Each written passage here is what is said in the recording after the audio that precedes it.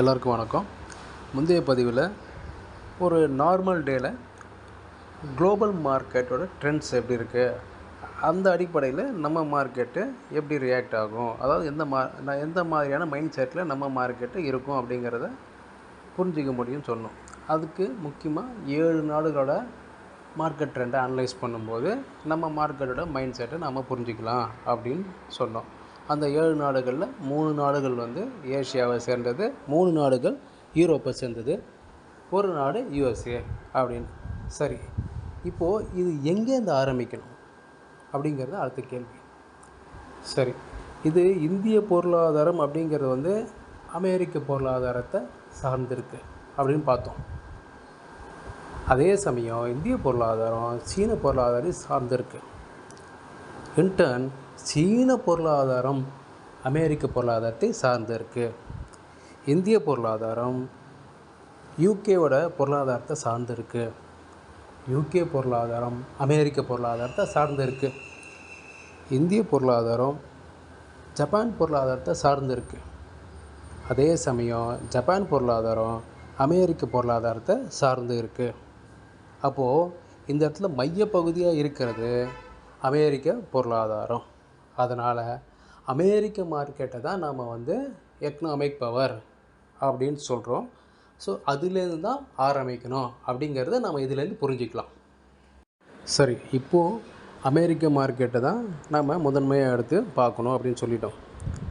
அமெரிக்க market எப்போ அந்த red trading ஹவர்ஸ்லாம் இருக்கும், எப்போ பார்க்கணும் அப்படின்னா, இதை நம்ம இந்திய நேரப்படி கணக்கு பண்ணிக்கலாம். எப்படின்னா, நம்மளோட இந்திய நேரப்படி காலையில் இந்திய மார்க்கெட் எப்போ ஓப்பன் ஆகுதுன்னா 9 மணிக்கு ஓப்பன் ஆகுது, 3:30 மணிக்கு முடியுது மதியம். அதே மாதிரி நம்மளோட இரவு 7 மணிக்கு அமெரிக்க மார்க்கெட் ஓப்பன் ஆகும். Regular trading hours mid night 1:30 மணிக்கு முடியும். 7லேருந்து 1:30 இது இரவு நேரம் அப்படிங்கிற மாதிரி கணக்கு வச்சுக்கணும். ஸோ இந்த டைம் தான் ரெகுலர் ட்ரேடிங் ஹவர்ஸ் இதில் அமெரிக்கன் மார்க்கெட்டில் அப்படிங்கிறத தெரிஞ்சுக்கணும். சப்போஸ் இப்போ உதாரணத்துக்கு இப்போது அமெரிக்க மார்க்கெட்டு இரவு 1:30 மணிக்கு முடியும் போது ஒரு பாசிட்டிவாக முடிஞ்சிடுச்சு. பாசிட்டிவாக முடிஞ்சுன்னா அப்படியே மறுநாள் காலையில் நம்ம மார்க்கெட் ஓப்பன் ஆகும். ஆனால் அதுக்கு முன்னாடியே ஏஷியன் மார்க்கெட்ஸ் எல்லாமே ஓப்பன் ஆகிடும். ஓப்பன் ஆகிடுச்சுன்னா அதெல்லாம் எப்படி ஓப்பன் ஆகும்? அமெரிக்கா பாசிட்டிவாக முடிஞ்சிருக்கு, அதனால் அதே பாசிட்டிவ் நோட்லேயே இந்த மார்க்கெட்டு ஓப்பன் ஆகும். So American market positive, Asian markets positive, அப்போது இந்திய மார்க்கெட்டும் பாசிட்டிவாகவே ஓப்பன் ஆகும். இப்போது மைண்ட் செட் நமக்கு தெரிஞ்சு போச்சு, ரைட்? அதுக்கப்புறம் அப்படியே மார்க்கெட் ரன் ஆகிட்டே இருக்கும், பாசிட்டிவாகவே போயிட்டுருக்கோம், பாசிட்டிவ் மைண்ட் செட்லேயே போயிட்டுருக்கோம். மதியம் நம்மளோட நேரப்படி மதியம் 1 மணிக்கு யூரோப் மார்க்கெட்லாம் ஓப்பன் ஆக ஆரம்பிக்கும். அப்படி ஓப்பன் ஆகும்போது சப்போஸ் நெகட்டிவாக ஓப்பன் ஆகுது அப்படின்னா நம்ம மார்க்கெட்டும் நெகட்டிவ் மைண்ட் செட்டுக்கு மாற வாய்ப்புகள் உண்டு. சரி, அப்படியே பார்த்திங்கன்னா யூரோப் மார்க்கெட் முடிஞ்சதுக்கப்புறம் திரும்பவும் அமெரிக்க மார்க்கெட்டு ஓப்பன் ஆகிடும் 7 மணிக்கு. ஸோ இது ஒரு சர்க்கிள். இதுதான் முதன்மையான, அதாவது ப்ரைமரி சர்க்கிள் அப்படின்னு நம்ம சொல்லலாம். சரி, இப்போது இந்த ப்ரைமரி சர்க்கிள் இதை மட்டும் செக் பண்ணிவிட்டு நம்ம ப்ரொசீட் பண்ணலாமா? அதாவது மார்க்கெட் மைண்ட் செட்டு எப்படின்னா, அமெரிக்கன் மார்க்கெட்டு முடியும் போது மிட் நைட் முடியும் போது நம்ம நேரப்படி மிட் நைட் முடியும் போது பாசிட்டிவாக முடிஞ்சிருக்கு. அதை பேஸ் பண்ணி ஏஷியன் மார்க்கெட்ஸும் பாசிட்டிவாக காலையிலே ஓப்பன் ஆகிருக்கு 1 by 1. அப்போ நம்ம மார்க்கெட்டும் ஓப்பன் ஆகும்போது பாசிட்டிவாக தான் ஓப்பன் ஆகுமா அப்படின்னா இதை மட்டும் பார்க்கக்கூடாது.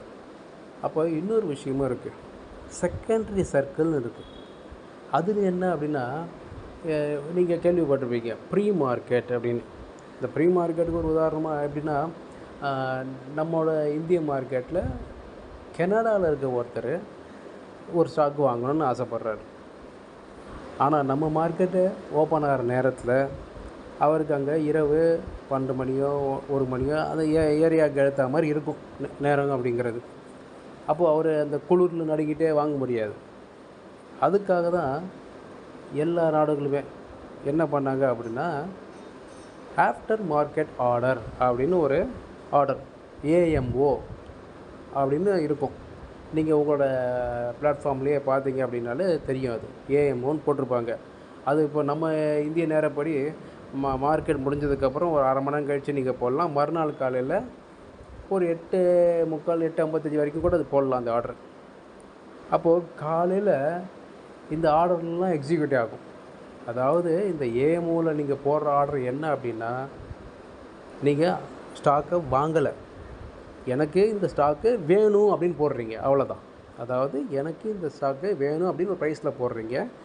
அந்த ப்ரைஸ் அந்த மார்க்கெட் ஓப்பன் ஆகும்போது, அதாவது ப்ரீ மார்க்கெட் 9லேருந்து இந்திய நேரப்படி நம்ம மார்க்கெட்டு 9லேருந்து 9:07க்குள்ளே அது அந்த ப்ரீ மார்க்கெட் நடக்கும். அந்த டயத்தில் நீங்கள் போட்ட ப்ரைஸ் வந்துடுச்சு அப்படின்னா அது ஹிட் ஆகிடும். ஹிட் ஆகி அது எக்ஸிக்யூட் ஆகும். அது மாதிரி உலகத்தில் இருக்கிற யார் வேணாலும் இந்த மாதிரி ப்ரீ மார்க்கெட் ஆர்டரை போட்டு வைக்கலாம், ஏஎம்ஓ ஆர்டரை போட்டு வைக்கலாம். அது ப்ரீ மார்க்கெட் ஹவர்ஸில் அது எக்ஸிக்யூட் ஆகும். 9 to 9:07 அதுதான் ப்ரீ மார்க்கெட் ஹவர்ஸ். அதுக்கப்புறம் 9:15க்கு ஆஸ் இட் இஸ் நம்ம மார்க்கெட் ஓப்பன் ஆகிடும். ரெகுலர் ஆர்டர்ஸை ஃப்ரெஷ் ஆர்டர்ஸ்லாம் எக்ஸிக்யூட் ஆக ஆரம்பிக்கும். இதுதான் ப்ராசஸ். ஸோ இந்த ப்ராசஸ் அடிப்படையில் ஏஎம்ஓ ஆர்டர்ஸ் எல்லாம் ப்ரீ மார்க்கெட் ஹவர்ஸ்லாம் உங்களுக்கு எக்ஸிக்யூட் ஆகுது. சரி, இந்திய மார்க்கெட்டோட ப்ரீ மார்க்கெட் எப்படி இருக்குது அப்படின்னா, அது ரெகுலர் மார்க்கெட்டில் நடக்கக்கூடிய வேல்யூலேருந்து 0.1% தான். ஆனால் யூஎஸ் மார்க்கெட்டை பொறுத்த வரைக்கும் அங்கே பெரிய பெரிய நிறுவனங்கள் இருக்கிறதுனால, கூகுள், என்விடியா, சிஸ்கோ, ஆப்பிள் அப்படின்னு பெரிய பெரிய நிறுவனங்கள் இருக்கிறதுனால அங்கே ட்ரேட் பண்ணக்கூடிய ட்ரேடர்ஸோட எண்ணிக்கை ரொம்ப அதிகம். உலகளாவிய ட்ரேடர்ஸ் இருப்பாங்க. ஸோ அவங்க ஏஎம்ஓ ஆர்டர்ஸ் போட்டே இருப்பாங்க. அதோட அடிப்படையில் பார்த்திங்கன்னா யூஎஸ் இண்டெக்ஸு ரன் ஆகிட்டே தான் இருக்கும். ஸோ இப்போ உதாரணத்துக்கு யூஎஸ் மார்க்கெட்டை நம்ம என்ன பண்ணுவோம், ப்ரைமரி சர்க்கிள் படி என்ன பண்ணுவோம், யூஎஸ் மார்க்கெட் பாசிட்டிவாக க்ளோஸ் ஆகிருக்கு மிட்-நைட்டு, நம்ம நேரப்படி எல்லாமே கணக்குக்காக மிட்-நைட் 1:30 மணிக்கு யூஎஸ் மார்க்கெட் முடியும் போது பாசிட்டிவாக க்ளோஸ் ஆகிருக்கு.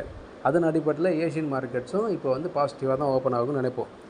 ஆனால் ப்ரீ மார்க்கெட்டில் அது நெகட்டிவாக போயிருந்துச்சுன்னா, ப்ரீ மார்க்கெட்டில் யூஎஸ் மார்க்கெட்டு நெகட்டிவாக போயிருந்ததுன்னா அப்போது ஏஷியன் மார்க்கெட்ஸும் நெகட்டிவ் மைண்ட் செட்டுக்கு வந்துடும். அப்போது இந்திய மார்க்கெட்டும் நெகட்டிவ் மைண்ட் செட்டுக்கு வந்துடும். எப்போது ப்ரீ மார்க்கெட் ஆஃப் யூஎஸ் நெகட்டிவாக இருக்கோ, ரெகுலர் மார்க்கெட்டும் நெகட்டிவாக தான் ஓப்பன் ஆகும் அப்போது இரவு ஓப்பன் ஆகும்போது. ஸோ இதுதான் அடிப்படை. இந்த அடிப்படையை நாம் புரிஞ்சால் தான் நம்மளால் மார்க்கெட் மைண்ட் செட், நம்ம இந்திய மார்க்கெட்டை மைண்ட் செட்டை எப்படி கையாளன்ற ஒரு ஐடியா கிடைக்கும். அதனால் ப்ரைமரி அண்ட் செகண்டரி சர்க்கிள்ஸை கம்பைன் பண்ணி பார்க்க தெரியணும். இதுதான் இதோட அடிப்படை. சரி, இப்போது இதை எங்கே பார்க்கலாம் அப்படின்னா, இதை பார்க்குறதுக்கு நிறைய வெப்சைட்ஸ் இருக்குது. ஒரு எக்ஸாம்பிளுக்காக நம்ம மணி கண்ட்ரோல் எடுத்துக்கலாம். மணி கண்ட்ரோலில் பார்த்திங்கன்னா இப்போ இந்த குளோபல் இண்டைசஸ் இதில் இருக்குது பாருங்கள். இதை பார்த்திங்கன்னா உங்களுக்கு தெரியும். இதில் டவ் ஜோன்ஸ், S&P 500 அண்டு இது இருக்கும், நாஸ்டாக். பொதுவாக நம்ம ஆட்கள்லாம் என்ன பார்ப்பாங்கன்னா நாஸ்டாக்கை பார்ப்பாங்க. காரணம் நாஸ்டாக்ன்றது ஐடி ஸ்டாக்ஸ் பேஸ் பண்ணி, டெக்னிக்கல் ஸ்டாக்ஸ் எல்லாமே அதை பேஸ் பண்ண ஒரு இண்டெக்ஸ் அது. அதே மாதிரி நம்ம ஊர் ஐடி கம்பெனிஸு நிறைய கம்பெனிஸ் நாஸ்டாக்கில் ட்ரேட் ஆகிட்டுருக்கு. அது ஏடிஆர் அப்படின்வாங்க. அது தனி டாபிக் அது. சரி, அதனால் நம்ம ஆட்கள் அதை பார்ப்பாங்க.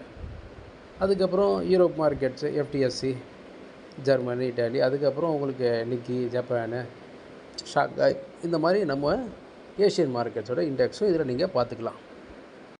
சில வெப்சைட்டில் நீங்கள் பார்க்கும்போது ஒரு கன்ஃபியூஷன் ஏற்படக்கூடும். எப்படின்னா, சில இடத்துல டவ் ஜோன்ஸோ இல்லை S&P 500 இல்லை நாஸ்டாக்கோ போட்டுக்க மாட்டாங்க. அதுபோல் வால் ஸ்ட்ரீட்டுன்னு இருக்கும். வால் ஸ்ட்ரீட்டு அப்படிங்கிறது பார்த்திங்கன்னா, அது டவ் ஜோன்ஸ் பதில் அவங்க இதான் போட்டிருப்பாங்க. இருந்தாலும் அது நம்ம கன்ஃபியூஸ் ஆகிடும். அப்போ இது எப்படி புரிஞ்சுக்கிறது அப்படின்னு. ஆனால் பொதுவாக ஒரு இன்டர்நேஷ்னல் ஃபோரமில் போகும்போது அவங்க என்எஸ்சி, பிஎஸ்சி இப்படிலாம் சொன்னால் புரியாது. நம்ம நிஃப்டி இங்கே போச்சு அங்கே போச்சுன்னா சொல்லக்கூடாது.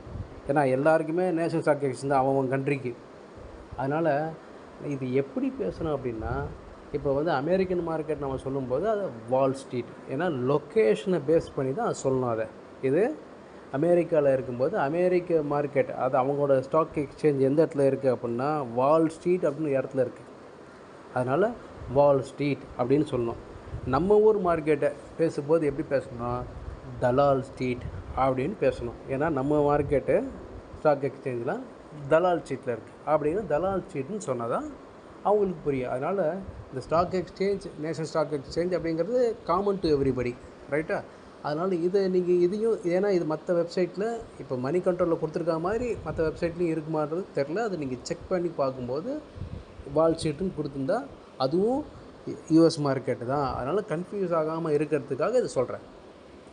சரி, இப்போ ஓவராலாக ஒரு மார்க்கெட்டு மைண்ட் செட்டு அப்நார்மல் டேலையும் நார்மல் டேலையும் எப்படி இருக்கும், நாம் எதெல்லாம் அனலைஸ் பண்ணோம், எப்படி இந்த மார்க்கெட் மைண்ட் செட்டை புரிஞ்சுட்டு நாம் ட்ரேட் பண்ணோம் அப்படிங்கிறத பார்த்தோம்.